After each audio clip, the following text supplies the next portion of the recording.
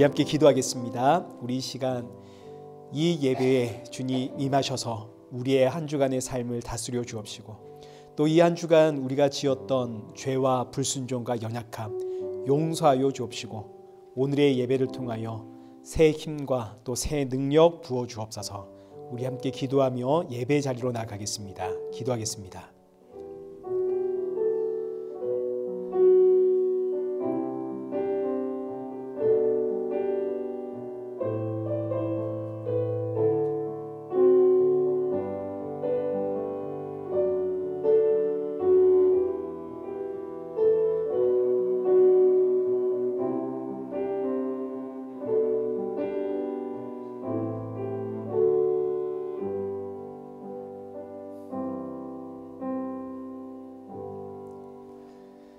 태초에 말씀이 계시니라. 이 말씀이 하나님과 함께 계셨으니 이 말씀은 곧 하나님이시니라.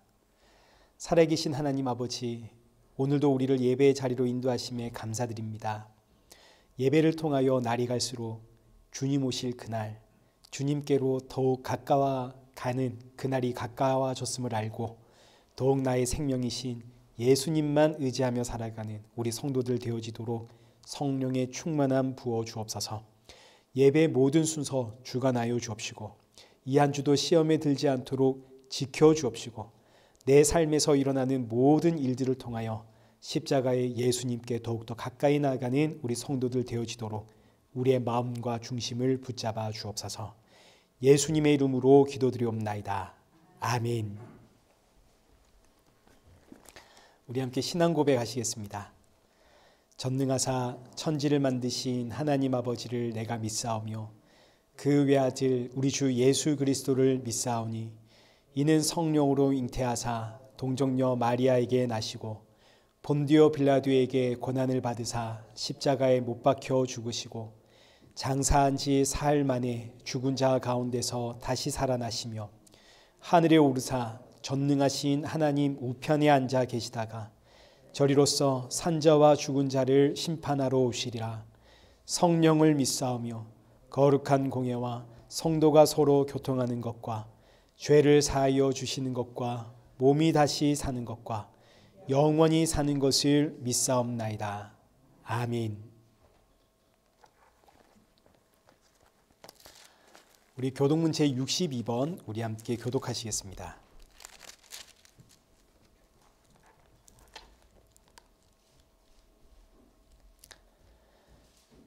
여호와여 내 기도를 들으시며 내 간구에 귀를 기울이시고 주의 종에게 심판을 행하지 마소서. 원수가 내 영혼을 핍박하며 내 생명을 땅에 엎어서 나로 죽은 지 오랜 자같이 나를 암흑 속에 두었나이다.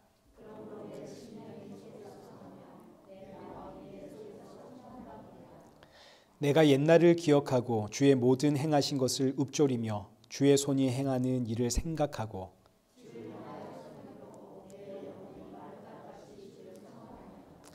여호와여 속히 내게 응답하소서. 내 영이 피곤하니이다.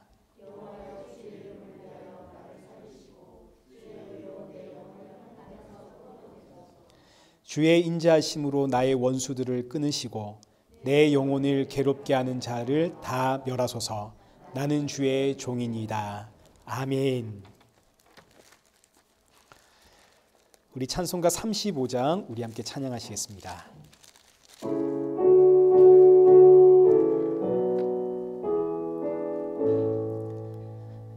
그 여호와로신 주 이곳에 오셔서 이 모인 자들로 주 백성 삼으사 그 중에 항상 계시고 그 중에 항상 계시고 큰 영광 나타내소서.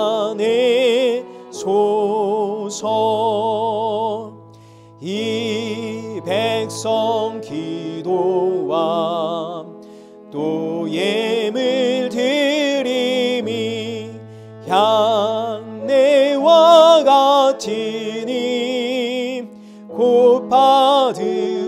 받으옵소서. 주 예수 크신 복음일, 주 예수 크신 복음일 만 백성 듣게 하소서. 또 우리 자손들 다 주를 기리고 저 성전 돌같이 기나게 하소서. 저 구원하신 능력을, 주 구원하신 능력을 늘 끝날까지 주소서. 주 믿는 만민이 참 진리 지키며 예 성도들 같이 주 찬송하다가 저 천국 보좌 앞에서, 저 천국 보좌 앞에서 늘 찬송하게 하소서.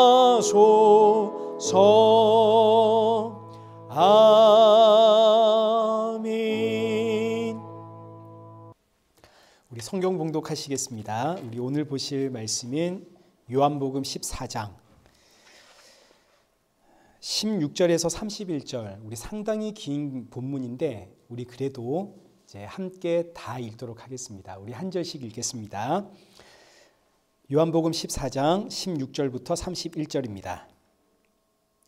내가 아버지께 구하겠으니 그가 또 다른 보혜사를 너희에게 주사 영원토록 너희와 함께 있게 하리니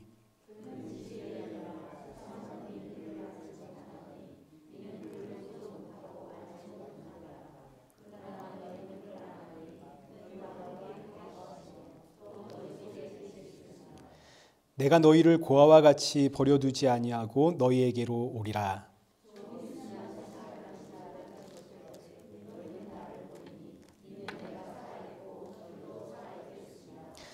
그날에는 내가 아버지 안에 너희가 내 안에 내가 너희 안에 있는 것을 너희가 알리라.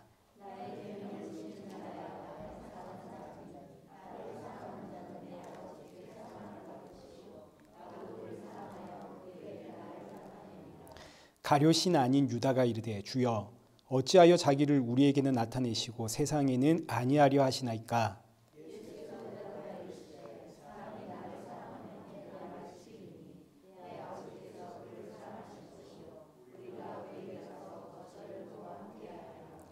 나를 사랑하지 아니하는 자는 내 말을 지키지 아니하나니 너희가 듣는 말은 내 말이 아니요 나를 보내신 아버지의 말씀이니라. 보혜사 곧 아버지께서 내 이름으로 보내실 성령 그가 너희에게 모든 것을 가르치고 내가 너희에게 말한 모든 것을 생각나게 하리라.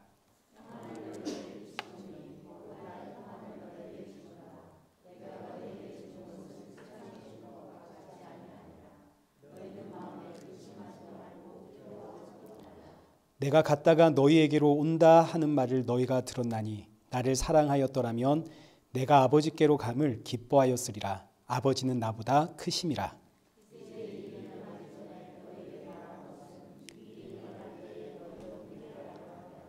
이후에는 내가 너희와 말을 많이 하지 아니하리니 이 세상의 임금이 오겠음이라. 그러나 그는 내게 관계할 것이 없으니 오직 내가 아버지를 사랑하는 것과 아버지께서 명하신 대로 행하는 것을 세상이 알게 하려 함이로라. 일어나라 여기를 떠나자 하시니라. 아멘. 교회 소식입니다. 이제 눈이 많이 와서 우리 저 놀벤에 계시는 분들 이제 못 나오시고 또 코키틀람에 계시는 분들도 이제 지금 못 오시는 것 같습니다. 성경이 권사님 가족은 코로나로 지금 이제 있어서 이제 오늘 또 못 나오셨습니다. 건강을 위해서 다 기도해 주시고요. 우리 청년들도 많이 또 안 보이는데 그 와중에 새로운 또 청년들이 보입니다. 잘 오셨습니다. 예배 후에 그냥 가지 마시고 끝나면 같이 교제 나누어 가십시다. 네. 고맙습니다. 우리 다음 주 기도는 김희경 집사님 기도 부탁을 드리겠습니다.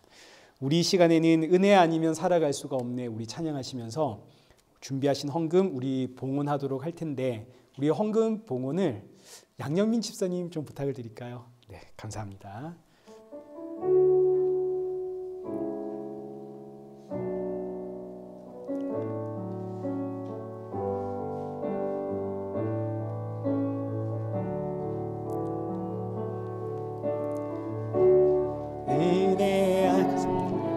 살아갈 수가 없네.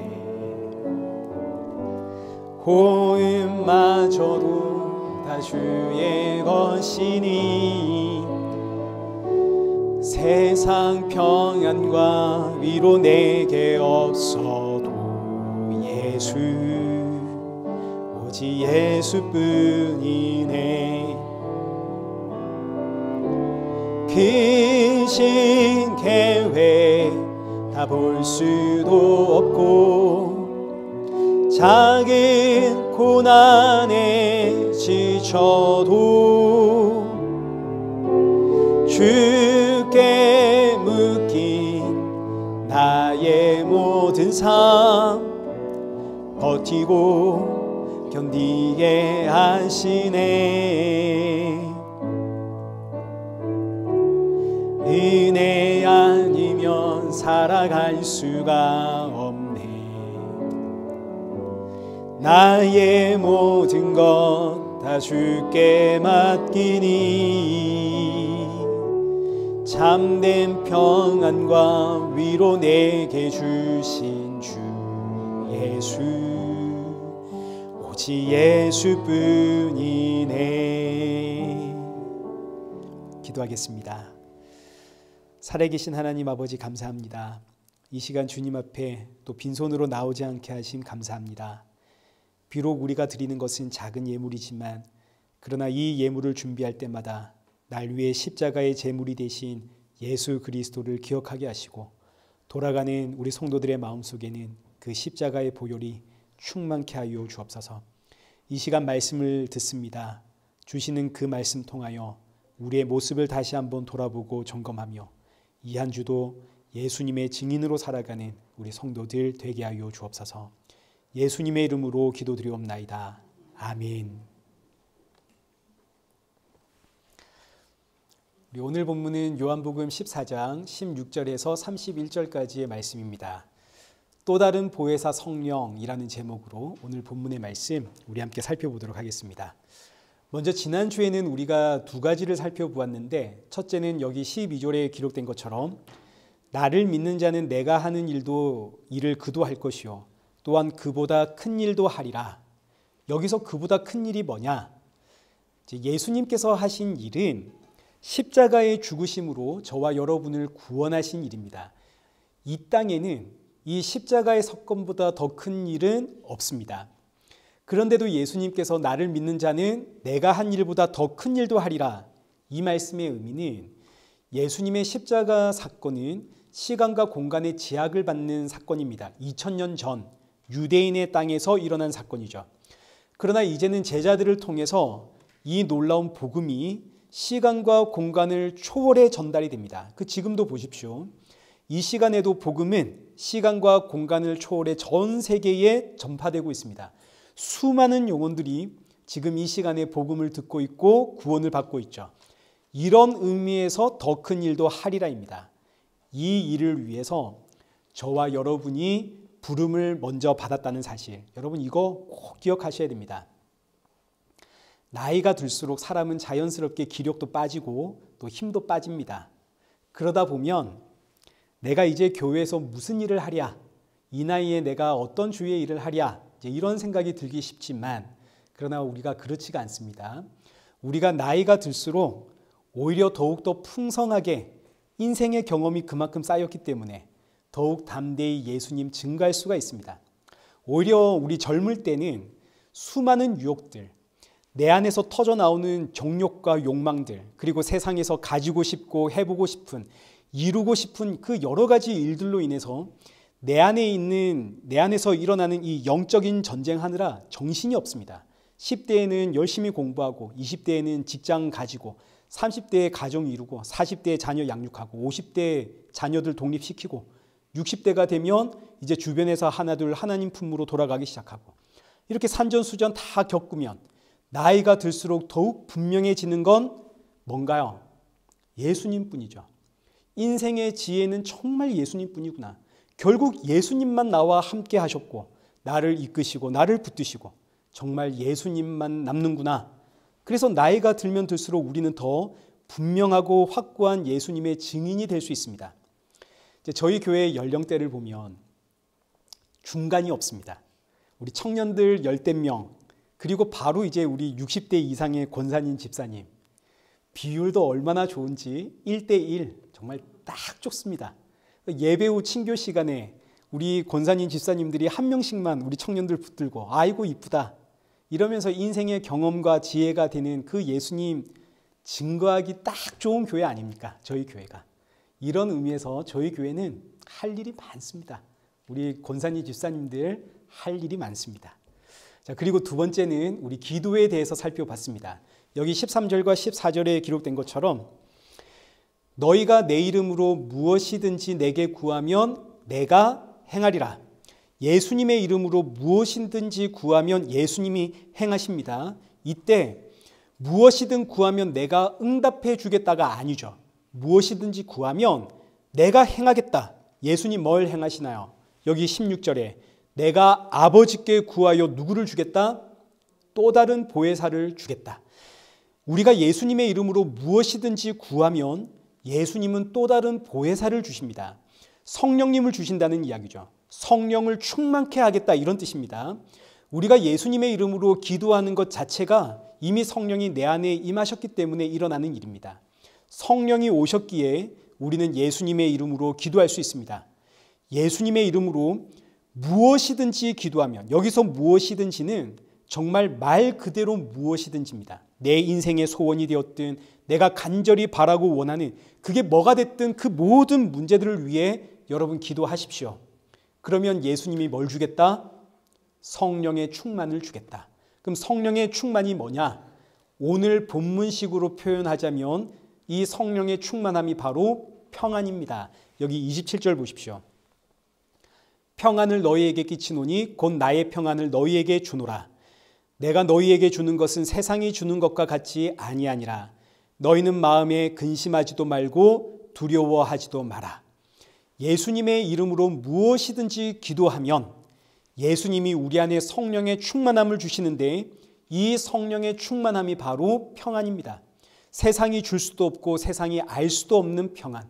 이 평안을 주실 때 세상의 근심과 걱정과 두려움을 이겨내더라. 그러니 보십시오. 여기 27절에서도 근심과 걱정과 두려움을 사라지게 해주겠다 이런 약속이 아니죠. 현실의 근심과 걱정과 두려움의 문제는 그대로입니다. 그런데 평안을 주겠다죠. 이 평안이 바로 성령의 충만함. 그래서 빌립보서 4장 6절 아무것도 염려하지 말고 다만 모든 일에 기도와 간구로 너희 구할 것을 감사함으로 하나님께 아뢰라. 그리하면 모든 지각에 뛰어난 하나님의 평강이 그리스도 예수 안에서 너희 마음과 생각을 지키시리라. 우리가 우리에게 일어나는 모든 일을 기도하면 하나님이 내가 다 들어줄게가 아닙니다. 하나님의 평강이 너의 마음과 생각을 지키시는 겁니다. 이 하나님의 평강이 바로 성령의 충만함. 그래서 우리가 성령이 충만해지면 문제 해결은 하나도 없습니다. 그런데 감사가 나오고 기쁨이 나오죠. 이거 여러분 우리 다 경험해 본 거 아닙니까? 이게 바로 여기 15절에 나오는 너희가 나를 사랑하면 나의 계명을 지키리라 의 기도입니다. 지난주에 보았듯이 스데반의 기도. 예수님 십자가에서 저들을 용서해 주옵소서 기도하셨던 것 같이 스데반 집사님 역시 돌에 맞아 죽어가면서 주여 저들을 용서해 주옵소서 이 기도가 바로 예수님의 계명을 지키는 기도. 스데반이 기도했다고 해서 문제가 해결된 거 아니죠. 그러나 기도하는 가운데 성령이 충만해지니 나에게 돌을 던지는 저들을 향해 용서의 기도가 나오더라. 나를 내려놓고 예수님 앞에 항복하는 기도. 이 기도가 나올 때 성도는 그때 잠깐 평안을 누리게 됩니다. 세상이 줄 수 없는 그 기쁨과 평안. 이 평안은 누가 뭐라 해도 나는 하나님의 백성이고 누가 뭐라 해도 하나님은 내 안에, 예수님이 내 안에, 그리고 내가 예수님 안에 있다는 사실에서 나오는 충만함입니다. 그러나 이 충만함은 성령님이 오셔야 받을 수 있는 평안이고 기쁨이고 감사입니다. 그래서 이제 예수님 하시는 말씀이 오늘 본문의 시작 16절입니다. 내가 아버지께 구하겠으니 그가 또 다른 보혜사를 너희에게 주사 영원토록 너희와 함께 있게 하리니, 예수님께서 아버지께 구하여 또 다른 보혜사를 우리에게 주겠다. 그 또 다른 보혜사가 우리에게 임할 때 그때 우리는 기도할 때 성령의 충만함을 맛보게 됩니다. 천국의 기쁨을 그때 잠깐 맛보는 거죠. 그리고 그 순간 돌아서고 나면 우린 또다시 똑같습니다. 또다시 죄짓고 또다시 세상 바라보고 똑같습니다. 그러나 기도할 때 또 주께서 잠깐 주시는 천국의 기쁨, 평안을 우리가 맛보는. 자, 이때 여기 다시 16절 말씀 보시면 예수님께서 아버지께 구한다라고 하시는데 여기서 구함은 기도가 아닙니다. 여기 13절과 14절에 기록되어 있는 너희가 내 이름으로 무엇이든지 구하면, 여기서 구하면이라는 단어는 기도를 뜻합니다. 그러나 16절에 내가 아버지께 구하겠으니 여기서 이 구하다는 단어는 원어 자체가 다릅니다. 이건 기도의 의미가 아니라 요청하다, 협력하다 이런 뜻입니다. 예수님이 아버지께 기도해서 성령을 보내시는 게 아니라 예수님이 아버지와 요청하고 아버지와 협력해서 성령을 보낸다 이런 뜻입니다. 이 의미는 아버지와 예수님의 관계는 동등하다 이런 의미로 아버지와 나는 하나다라는 삼위일체 하나님에 대한 표현입니다. 자, 그리고 이어지는 말씀도 보시면 또 다른 보혜사를 내가 보내겠다. 자, 이게 이제 중요한 말씀인데 또 다른 보혜사를 보내겠다라는 이 의미는 이미 보혜사가 있다는 이야기죠. 원래 보혜사가 있는데 내가 가서 또 다른 보혜사를 보내겠다 이 이야기입니다. 그러니까 보혜사는 몇 명인가요? 몇 분인가요? 두 분이죠. 원래 있던 보혜사는 누굽니까? 예수님입니다. 많은 분들이 이제 신앙생활을 처음 시작하고 이제 날 때 보혜사 이러면 성령님만 생각하게 됩니다. 여러분, 이게 굉장히 위험한 생각입니다. 왜냐하면 이런 생각이 우리를 성령의 어떤 초월적인 신비와 은사를 기대하도록 만들기 때문입니다. 보혜사라고 하는 뜻은 돕는다, 은혜로 돕는다, 은혜로 지킨다, 은혜로 위로한다 이런 뜻을 가집니다. 그런데 보혜사는 한 분이 아니라 두 분입니다. 원 보혜사가 있고 또 다른 보혜사가 있다고요. 또 다른 보혜사를 이해하기 위해선 반드시 원 보혜사를 알아야 됩니다. 근데 이 원 보혜사는 모르고 그저 또 다른 보혜사 성령만 생각하다 보니까 성령은 나를 지키시고 보호하시고 위로하시고 돕는 분이다더라. 이런 생각이 그냥 내 안에 강하게 자리 잡게 되면 마치 성령님만 오시면 모든 문제가 다 해결될 것 같은 이런 기대를 가지게 됩니다. 지금 막 내 인생은 막 꼬이고 뒤틀리고 나를 답답하게 하는 그런 문제들이 막 많습니다. 그런데 성령 받으면 문제가 해결된다더라. 성령님은 역전의 하나님이라더라. 나를 돕고 나를 보호하고 나를 지키고 나를 위로하는 성령님. 그래서 성령님을 뭔가 신비로 생각하게 되고 문제 해결과 기도 응답 받으려면 성령 받아야 된다. 성령 세례 받아야 된다. 이게 이제 흔히 말하는 신비주의, 은사주의의 이야기입니다. 신비주의, 은사주의가 이렇게 성령 강조하게 되는데 이렇게 성령을 강조하다 보면 이제 뭘 모르게 되냐면 원 보혜사를 모르게 됩니다. 원 보혜사를 모르면 신앙은 결국 신비주의와 은사주의로 흘러간다 이런 이야기입니다. 그러니까 원 보혜사이신 예수님 사라지면 우리의 신앙은 결국 신비주의, 은사주의, 우상숭배 이렇게 된다고요. 원 보혜사가 있습니다. 원 보혜사는 예수님입니다. 예수님은 우리는 돕는 분이고 지키는 분이고 우리를 위로하는 분입니다. 그럼 예수님은 어떻게 우리를 돕고 지키고 위로하시나요? 우리는 원래 하나님으로부터 끊어진 죄와 사망에 매여 있는 본질상 진노의 자녀들입니다. 근데 예수님이 보혜사로 이 땅에 오셔서 자신의 죽음으로 죽음의 세력을 멸하시고 저와 여러분을 이 죄와 사망에서 건져내셨습니다. 그러니까 예수님은 죄와 사망에서 나를 구원하신 분이고 죄와 사망에서 나를 지키시는 분이고 여전히 죄와 사망에 사로잡혀 있는 나를 나도 이제 너를 정죄하지 않는다. 왜냐하면 넌 이제 내 피로 씻음받은 내 백성이기 때문이다 하고 나를 위로하시는 분입니다. 그 원보혜사이신 예수님이 이제 또 다른 보혜사를 보내주시는데 그 또 다른 보혜사가 누구냐면 이제 17절을 보십시오. 그는 진리의 영이라. 자, 또 다른 보혜사의 이름이 뭡니까? 진리의 영입니다. 근데 진리는 뭔가요? 여기 6절 예수님께서 제자들에게 내가 곧 길이요 진리요 생명이다. 그러니까 진리는 누군가요? 예수님이죠. 근데 또 다른 보혜사는 진리의 영이랍니다. 그러면 또 다른 보혜사는 결국 뭐라는 이야기인가요? 예수님의 영이라는 이야기죠. 16절 하반절도 보십시오. 또 다른 보혜사를 너희에게 주사 영원토록 함께 있게 하리니 또 다른 보혜사가 영원토록 우리와 함께 하십니다. 근데 이 말씀이 어디와 연결되냐면 마태복음 28장 20절 볼지어다 내가 세상 끝날까지 너희와 항상 함께 있으리라. 예수님께서 세상 끝날까지 우리와 항상 함께한다 약속하셨습니다. 근데 이 약속이 어떻게 성취가 되냐면 또 다른 보혜사를 통해 성취가 되는 거죠. 그러니까 원 보혜사와 또 다른 보혜사는 서로 다른 보혜사가 아니라 결국 같은 분입니다. 예수님이 원래 보혜사고 그 예수님이 십자가의 죽으심으로 부활 승천하신 이후에 이제는 영으로 자기 백성을 찾아가심, 이 영이 바로 또 다른 보혜사. 그래서 예수님이 곧 성령님이신 거죠. 그래서 이 또 다른 보혜사를 진리의 영, 거룩한 영, 성령이라고 표현을 합니다. 그럼 이제 이 진리의 영이신 성령이 오시면 예수님의 영이 우리에게 임하시면 어떤 일이 일어나는가? 본문 26절입니다. 보혜사 곧 아버지께서 내 이름으로 보내실 성령 그가 너희에게 모든 것을 가르치고 내가 너희에게 말한 모든 것을 생각나게 하리라. 또 다른 보혜사 성령이 오시면 무슨 일을 하시나요?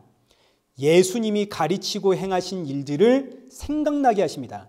그럼 예수님은 이 땅에서 무엇을 행하시고 무엇을 가르치셨나요?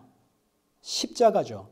예수님께서 이 땅에서 행하신 모든 일들은 결국 십자가로 모이게 됩니다. 십자가의 죽음으로 죄와 사망에 매인 나를 구원하시고 그 죄와 사망에서 나를 지키시고 보호하시고 늘 현실의 문제에 허덕이는 나를 그럼에도 너는 내 백성이야 위로하시고 그러니까 또 다른 보혜사는 원 보혜사가 행하신 그 일을 생각나게 하는 영입니다. 요한복음 16장 13절도 보십시오.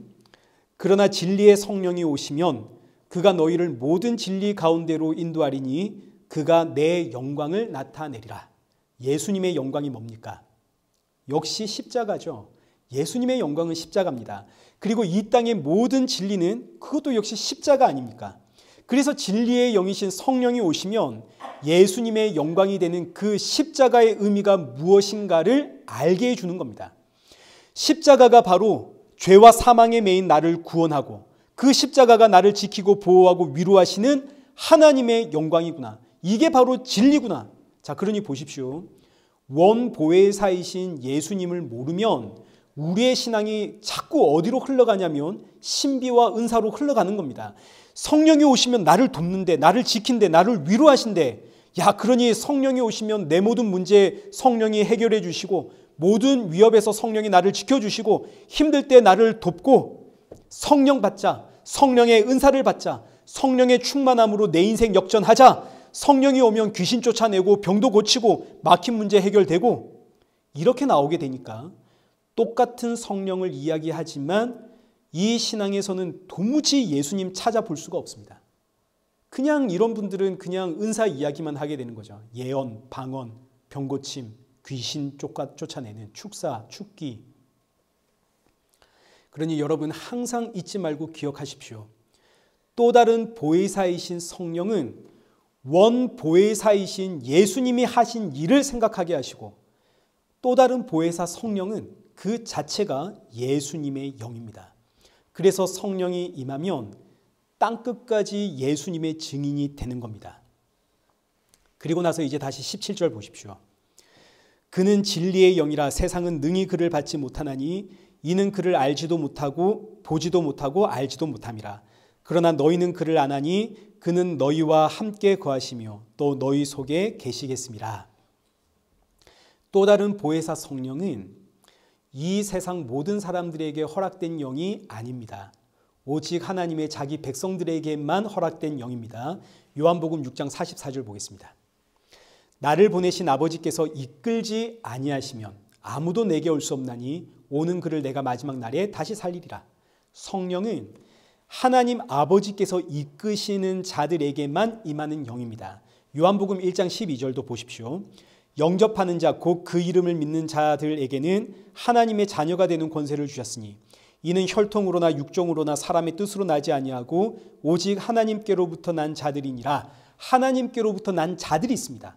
그들에게만 하나님의 성령이 임하여 예수님을 알게 되고 예수님을 믿게 되는 거죠.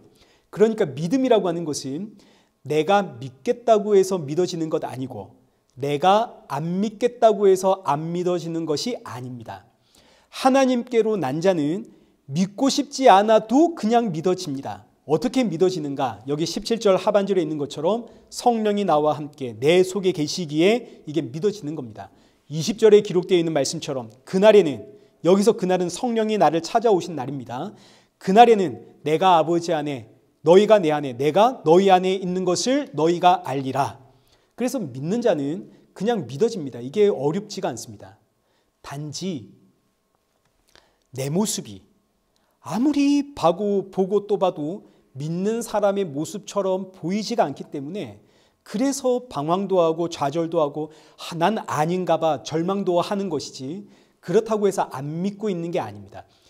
때로는 내가 자꾸 믿는다고 나 스스로를 쇠뇌시키는 거 아닌가 이런 의문이 들 때도 있지만 이런 의문조차 세상은 못합니다. 세상은 안 믿으면 안 믿었지 신앙생활 하면서 내가 혹 믿는다고 나를 쇠뇌시키는 거 아닌가 이런 생각 자체를 못한다고요. 믿음은 이성적으로 판단하고 경험해서 믿는 게 아닙니다. 이미 내 안에 주의 영이 찾아와 계셨기에 믿어지는 게 믿음입니다. 이해가 돼서 믿는 게 아니라 이미 내 안에 계시기에 그냥 믿어지기에 은혜입니다. 그래서 믿음을 불가항력적인 은혜라고 표현하는 거죠. 믿음은 설명할 수가 없습니다. 그래서 믿는 자에겐 여기 18절의 말씀이 얼마나 귀한 은혜인지 모릅니다. 18절 내가 너희를 고와 같이 버려두지 아니하고 예수님이 우리를 고와 같이 버려두지 않았기 때문에 날 찾아온 거 아닙니까? 이 말씀이 오늘 저와 여러분에게도 이루어진 거죠. 하나님께서 자기 백성을 고와 같이 내버려 두지를 않습니다. 반드시 찾아내십니다. 천하 어디에 있든 성령으로 찾아가십니다. 그래서 오늘 저와 여러분이 이 예배 자리에 모인 겁니다. 우리가 이 예배 자리에 모였다는 것 자체가 기적입니다. 사실 일요일이라는 이 시간이 얼마나 놀기 좋은 시간인가요? 금요일, 토요일, 일요일 이거 뭐 여행 가기도 좋고 놀기도 좋고 푹 쉬기도 너무너무 좋은 그런 날입니다. 심지어 저희는 예배가 오후 2시 아닙니까? 11시 예배면 오전에 일찍 예배 드리고 오후 시간이라도 좀 쓰겠는데 이게 2시 예배면 오전에도 꼼짝 말하고 예배 드리고 나면 이제 또 집에 가야 됩니다. 그런데도 우리가 나왔다 이거 아닙니까? 여러분 이게 보통 기적이 아닙니다. 근데 나는 대체 교회를 왜 나왔나?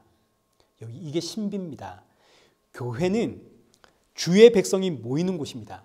하나님께서 자기 백성들을 찾아내 불러내셨습니다. 그럼 이제 하나님의 백성들은 어디로 가야 되나요? 하나님 나라로 가야겠죠. 하나님 나라에 모여야 될 거 아닙니까? 주께서 불러내신 하나님의 백성은 이제 본능적으로 하나님 나라를 찾아가게 되는데 그 하나님의 나라가 이 땅에서는 교회입니다. 교회에서 우리는 예수 그리스도의 한 몸으로 지어져 가는 거죠. 물론 장차 마지막 날에 하나님의 백성은 새하늘과 새 땅에서 모두 모이게 되겠지만 이 땅에서는 교회라고 하는 공동체, 이 공동체를 통해서 하나님의 나라를 가시적으로 우리에게 허락해 주셨습니다. 교회라는 공동체를 통해서 하나님 나라를 배우고 교회라는 공동체를 통해서 예수 그리스도의 말씀을 이제 배우고 찬양하고 함께 기도하고, 그러니 주의 영이 임한 성도는 내 안에 새겨진 그 생명의 성령의 법이 나로 하여금 교회를 찾아 나가게 하시는 겁니다. 내가 찾아 나온 게 아니라 나를 그와 같이 내버려 두지 아니하는 그 예수님의 영이 나로 하여금 하나님의 나라 교회를 찾아가게 하는 거죠.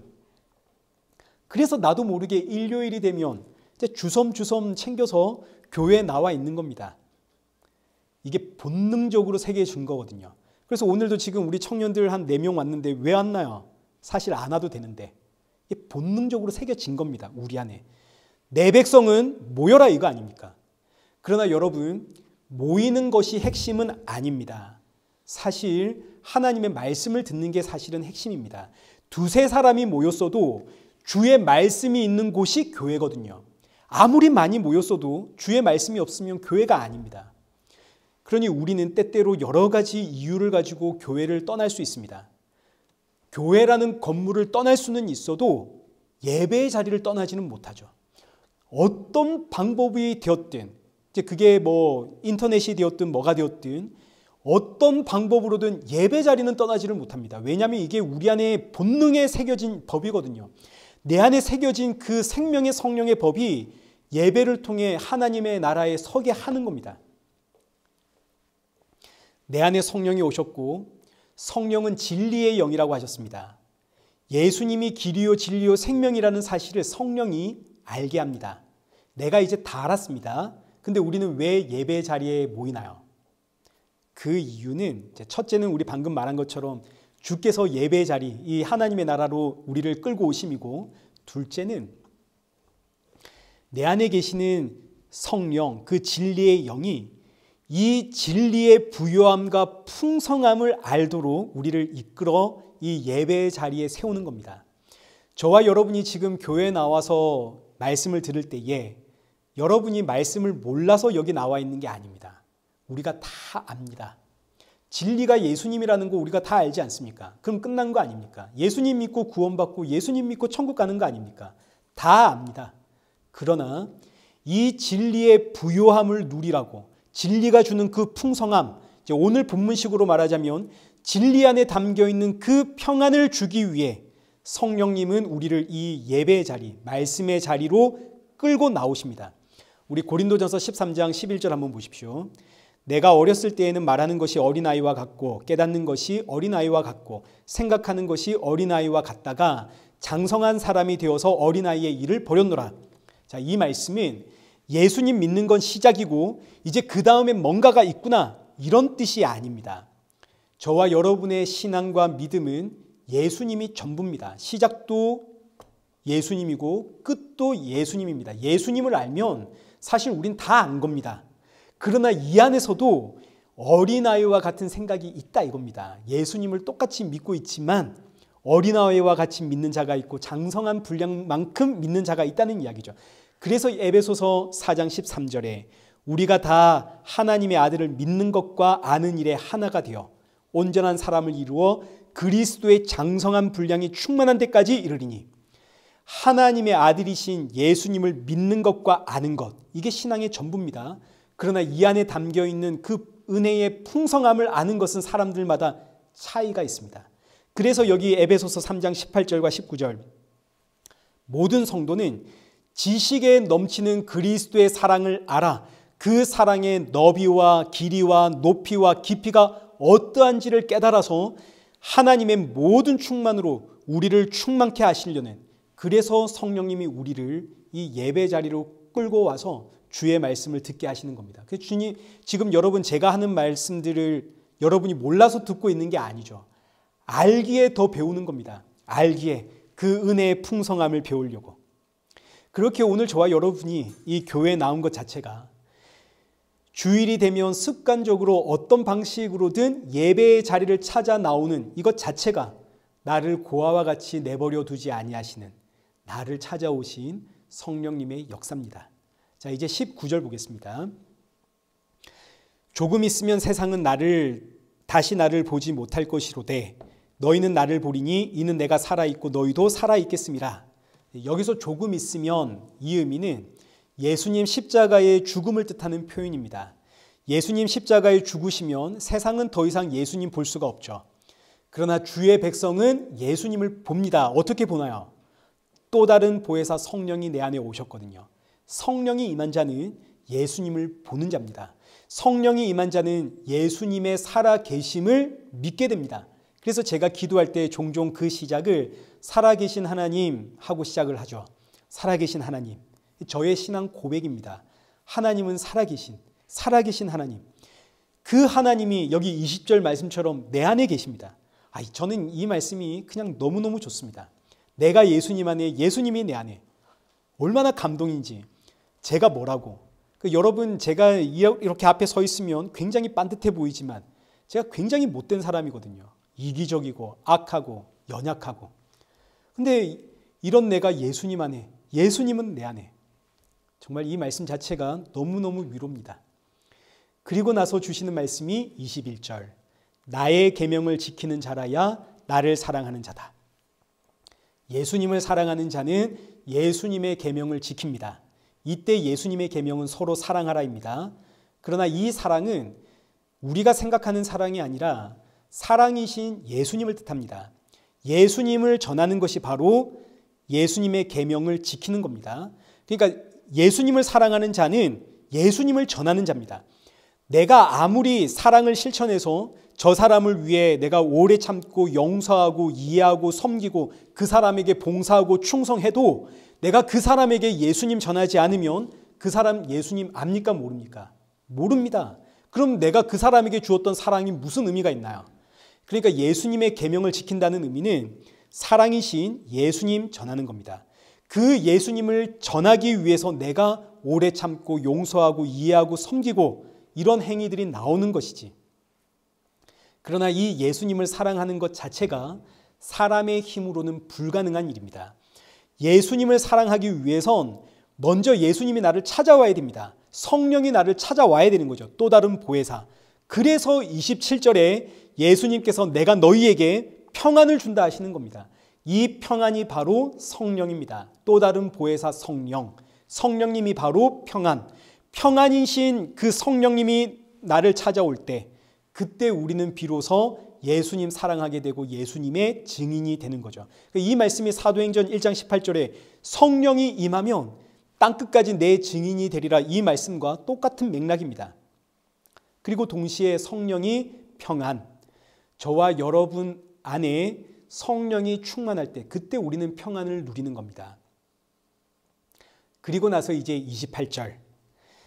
내가 갔다가 너희에게로 온다 하는 말을 너희가 들었나니 나를 사랑하였더라면 내가 아버지께로 감을 기뻐하였으리라. 아버지는 나보다 크심이라. 지금 제자들은 예수님이 내가 간다 이러니까 걱정이고 근심이고 두렵고 그렇습니다. 그러나 오늘 저와 여러분은 이 말씀 성령이 임했기 때문에 예수님이 아버지께로 가심이 우리에게는 기쁨이라는 걸 알죠. 예수님이 가셨기 때문에 우리에게 구원이 임했고 예수님이 가셨기 때문에 우리에게 성령이 임했습니다. 자, 그런데 여기서 하반절 말씀 보시면 아버지는 나보다 크다 하십니다. 이 말씀이 신약적인 용어로 위격의 관계라고 표현을 하는데 삼위일체 하나님에 대한 표현입니다. 삼위, 성부, 성자, 성령이 계시죠. 이 삼위의 관계에서는 아버지가 아들을 낳았고 아들은 성령을 보냈습니다. 그래서 이런 관계에서는 아버지가 나보다 크다. 그러나 일체의 관점에서는 우리가 그동안 쭉 살펴보았던 것처럼 아버지와 아들과 성령은 하나입니다. 삼위일체 하나님에 대한 표현이 여기 이렇게 기록이 된 거죠. 자, 그리고 나서 이제 오늘 본문의 결론입니다. 이제 열심히 달려왔습니다. 30절, 31절 우리 함께 보겠습니다. 이후에는 내가 너희와 말을 많이 하지 아니하리니 이 세상의 임금이 오겠습니다. 그러나 그는 내게 관계할 것이 없으니 오직 내가 아버지를 사랑하는 것과 아버지께서 명하신 대로 행하는 것을 세상이 알게 하려 함이로다. 일어나라 여기를 떠나자 하시니라. 아멘. 자, 먼저 여기 30절. 예수님께서 세상 임금에게 고난을 받고 죽임을 당할 것을 이제 미리 말씀하시는 내용입니다. 이후에는 하고 시작을 하는데 이후란 지금 예수님께서 제자들에게 복음을 가르치고 있거든요. 이 복음을 가르치는 이 모든 말씀이 끝난 후를 뜻합니다. 이 모든 가르침이 끝난 후에는 내가 말을 많이 하지 않겠다. 이 말씀 그대로 이 가르침이 끝나자마자 예수님 십자가로 끌려갑니다. 모진 고난을 당하시죠. 마치 도수장에 끌려가는 어린 양처럼 묵묵히 그 모든 고난을 당하십니다. 예수님 말하지 않습니다. 고난 중에. 우리는 흔히 예수님을 닮아가자라는 이런 이야기 많이 합니다. 우리 예수님 닮읍시다. 이런 이야기를 많이 하는데 그런데 여기에 대해서 오해가 좀 있습니다. 어떤 오해가 있냐면 우리 예수님을 닮자. 예수님처럼 우리도 사랑하고 예수님처럼 우리도 용서하고 예수님처럼 긍휼과 자비와 온유와 그런 오래 참음의 사랑이 되자. 이런 윤리 도덕적 식의 삶을 본받으려고 하는데 이게 오해입니다. 이게 왜 오해가 되냐면 여러분 이것도 이제 오해하지 말고 잘 들으셔야 됩니다.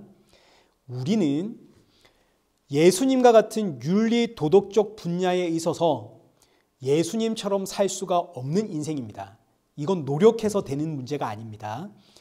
예수님의 사랑은 절대적인 사랑입니다. 완전한 사랑, 이 땅에는 없는 사랑입니다. 이 예수님의 사랑은 우리가 노력해서 따라갈 수 있는 게 아닙니다.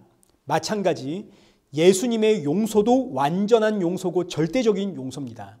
예수님의 오래 참음도 예수님의 긍휼과 자비도 이거 전부 절대적이고 완전한 것들입니다. 이런 것들은 사람이 노력해서 닿을 수 있는 영역이 아닙니다. 사람에게는 불가능한 영역입니다.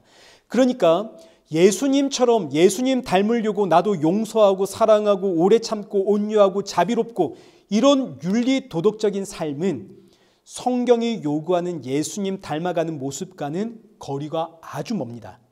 왜냐하면 이건 사람이 닿을 수 있는 영역이 아니기 때문이죠. 그래서 여러분도 다 해보셔서 아시겠지만 예수님처럼 용서하고 사랑하고 오래 참고 자비와 온유로 살아간다 이러면 우리 가랑이만 찢어집니다. 저도 그렇지만 우리 부부 생활 이제 결혼하신 분들 이제 청년들은 모릅니다. 부부 생활 하셔서 우리가 다 아시겠지만 대체 내가 얼마나 이 사람 용서하며 살아야 됩니까? 내가 대체 얼마만큼 내 아내 내 남편 이 사람을 얼마만큼 기다려줘야 되고 얼마만큼 용서해야 되고 내가 이 사람 앞에서 얼마만큼 인내해야 되고 그래야 됩니까? 이거 안 됩니다. 그래서 좌절하고 낙심하게 되는 것이 내 안에서 죄가 용서하려고 해도 용서를 못하게 하고 사랑하려고 해도 사랑을 못하게 만들고 오래 참으려고 해도 오래 참지 못하게 만들고 물론 이 의미가 여러분 이게 안 됩니다. 그러니 그냥 사세요. 이런 뜻은 절대로 아닙니다. 이런 윤리 도덕적 분야는 사람이라면 마땅히 노력을 해야 되는 겁니다. 그러나 이건 예수님 닮아가라는 성경의 뜻과는 다르다 이겁니다. 그럼 성경이 요구하는 예수님 닮아가는 삶이란 무엇인가? 이게 이제 30절입니다. 30절. 이 30절 말씀 보시면 지금 예수님은 제자들에게 온 힘을 다해 복음이 무엇인지를 가르치시죠. 예수님 말씀이 많습니다. 17장까지 이어집니다. 얼마나 말씀이 많은지. 온 힘을 다해 복음을 증거하고 전하고 계십니다. 그러나 반면 이후에는 예수님 십자가에 끌려가면서 모진 고난을 받는 그 순간부터는 예수님이 입을 닫습니다. 침묵하십니다. 말을 많이 하지 않습니다. 묻는 질문에 몇 마디 대답만 하시죠. 이후로는 내가 말 많이 하지 않겠다. 저와 여러분하고는 완전히 다릅니다. 우리는 복음 앞에서는 침묵하고 고난 중에서는 내 문제 앞에서는 정말 힘을 다해 토로하죠. 억울하면 억울하다, 힘들면 힘들다. 성도가 배우고 닮아가야 하는 모습이 바로 이겁니다. 고난 앞에서는 내 문제 앞에서는 침묵하고 복음을 위해서는 힘을 다해 증거하는 어떠한 경우에서든 주의 복음을 위해서는 입을 열고 내 일신상의 문제에 있어서는 입을 닫는 내 일신상의 문제에 있어서 입을 닫는 이유는 내 삶은 지금 누구의 것인가요? 내 것이죠. 나는 지금 누가 이끌고 가고 있나요? 예수님이 나를 이끌고 가고 있죠. 난 지금 누가 동행하나요? 예수님과 동행하죠. 내 삶에 일어나고 있는 크고 작은 모든 문제들은 예수님과 함께 맞이한 문제이고 심지어 지금 예수님이 나를 이끌고 계십니다. 출애굽한 이스라엘 백성들 가나안으로 갈 때 출애굽하고 바로 가나안 아니죠. 광야에서 몇 년 살았습니까? 40년. 이 광야 40년이 이스라엘 백성들 입장에서는 고난의 길이지만 그러나 이 광야 40년은 사실은 누가 이끌고 가는 길인가요? 하나님이 이끌고 가는 이게 생명의 길입니다. 이 광야 40년의 고난의 길 하나님이 이끄셨다고요. 이 사실을 모르는 이스라엘 백성들은 40년 내내 입을 열고 불평하고 원망을 내놓지만 오늘 저와 여러분은 알잖아요. 이 길이 예수님이 이끄시는 길이고 예수님이 성령으로 지금 나와 함께 하시고 오늘 본문의 예수님처럼 그렇기에 고난 중에는 침묵함을 배우는 겁니다. 이 고난 누가 주신 고난인가요? 하나님께서 저와 여러분을 살리기 위한 고난이죠. 고난 앞에 선 침묵을 배우는 겁니다. 이게 바로 우리가 훈련하고 노력하고 본받고 닮아가야 하는 예수님의 모습입니다. 고난 중에서는 입을 닫고 고난 중에서는 주를 의지하고 신뢰하는 방법을 배우고 이 고난 중에서는 주가 주시는 평안을 맛보고 그래서 고난 중에서는 찬양을 노력하는 반대로 복음을 위해서라면 어떠한 경우가 되었든 입을 열어 증거하는 그래서 오순절 성령이 임한 주의 제자들 보십시오. 어떤 상황 가운데서도 고난 중에서는 입을 닫고 복음을 위해서는 입을 열죠. 베드로와 요한이 복음 증거하다가 산헤드린 공에 잡혀갑니다. 예수님 거기서 심판받고 십자가로 끌려간 거 아닙니까? 이 무시무시한 죽음의 자리에서 베드로와 요한의 손포가 주 예수를 믿으시오. 감옥에 갇힌 베드로, 바울, 실라, 우리 믿음의 조상들 그 고난 중에 침묵하며 나를 이곳으로 이끄신 그 하나님을 신뢰하며 오히려 그 감옥 가운데 찬양하더라. 이게 우리가 배우고 닮아가야 하고 우리가 노력해야 되고 힘을 내야 하는 예수님의 모습입니다. 복음을 위해선 입을 열고 내 삶의 고난 앞에서는 입을 닫고 오히려 주가 주시는 평안을 맛보며 찬양하는 그래서 이후에 30절 말씀 보시면 하반절 보시오. 30절 하반절 이 세상에 임금이 오겠지만 그러나 그는 내게 관계할 것이 없다. 여기서 관계할 것이 없다는 의미는 방해할 수가 없다 이런 뜻입니다. 세상의 임금이 예수님을 죽이려고 합니다. 그리고 실제로 예수님을 죽였습니다. 그러면 끝날 줄 알았습니다. 예수님 죽이면 우리가 승리했다, 이겼다. 그러나 오히려 예수님은 죽음으로 죽음의 권세를 멸하시죠.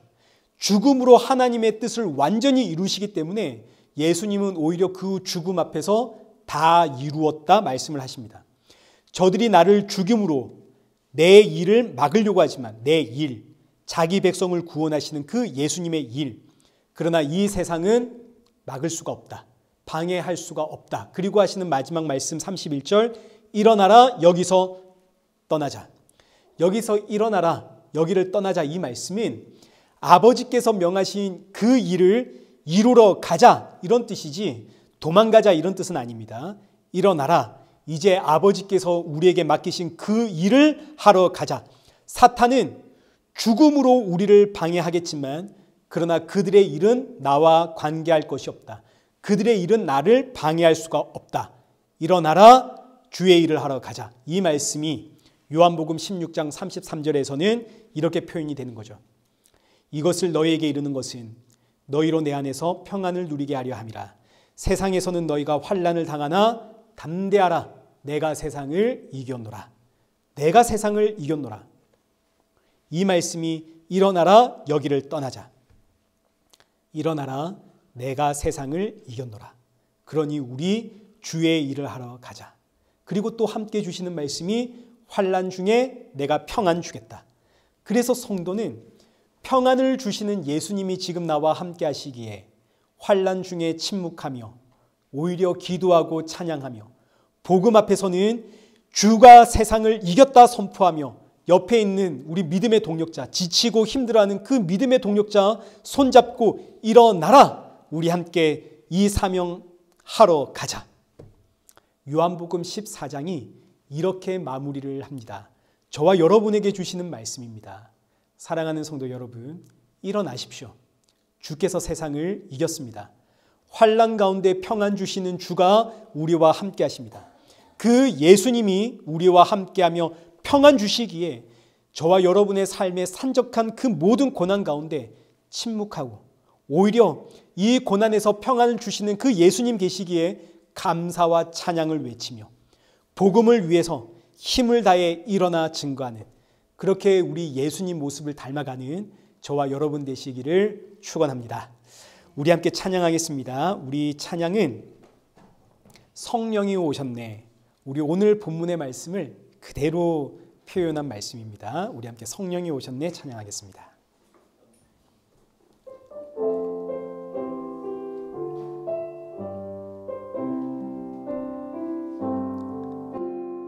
허무한 시절 지날 때, 깊은 한숨 내쉴 때, 그런 풍경 보시며 단식하는 분 있네. 고와 같이 너희를 버려두지 않으리. 내가 너희와 영원히 함께하. 2절입니다. 억눌린 자 갇힌 자, 억눌린 자 갇힌 자, 자유함이 없는 자, 피난처가 되시는 성령님 계시네. 주의 영이 계신 곳에 참 자유가 있다네. 진리의 영이신 성령이 오셨네. 성령이 오셨네. 성령이 오셨네. 내 주에 보내신 성령이 오셨네. 우리 인생 가운데 친히 찾아오셔서 그 나라 꿈꾸게 하시네. 성령이 오셨네. 성령이 오셨네. 성령이 오셨네. 내 주에 보내신 성령이 오셨네. 우리 인생 가운데 친히 찾아오셔서 그 나라 꿈꾸게 하시네. 우리 시간 함께 기도하겠습니다.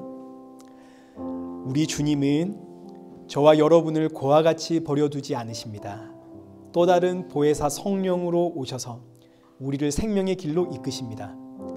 이 생명의 길이 때로는 우리에게 고난으로 다가올 수 있지만 주님은 고난과 함께 세상이 도무지 알 수 없는 평안을 주십니다. 그리고 오늘도 우리에게 말씀하시죠. 일어나라, 내가 세상을 이겨노라. 이 시간 나와 함께 하시고 나를 이끄시고 일어나라 하시며 나를 위로하시는 그 예수님을 깊이 묵상하며 예수님처럼 고난 중에 찬송할 수 있는 그런 성도가 되게 하여 주옵소서. 환난 중에 더욱 힘써 복음을 증거할 수 있는 성도가 되도록 성령의 충만함 부어 주옵소서. 이 시간 주의 사랑과 은혜를 우리 깊이 묵상하며 우리 함께 기도의 자리로 나가겠습니다. 기도하겠습니다.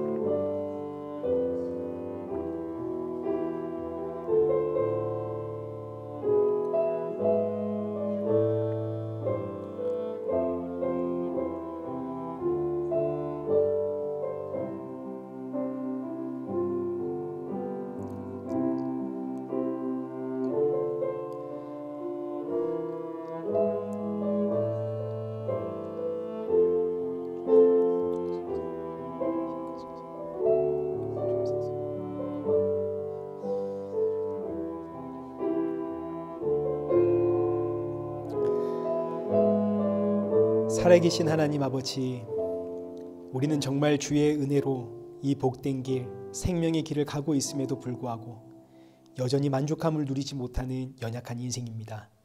자꾸 세상을 향해 눈이 가고 내 안에 미움이 있고 다툼이 있고 시기와 질투가 있습니다. 그러나 그때마다 세상이 줄 수 없는 평안을 맛보여 주심으로 다시 일어나 주의 길을 가게 하시니 감사합니다.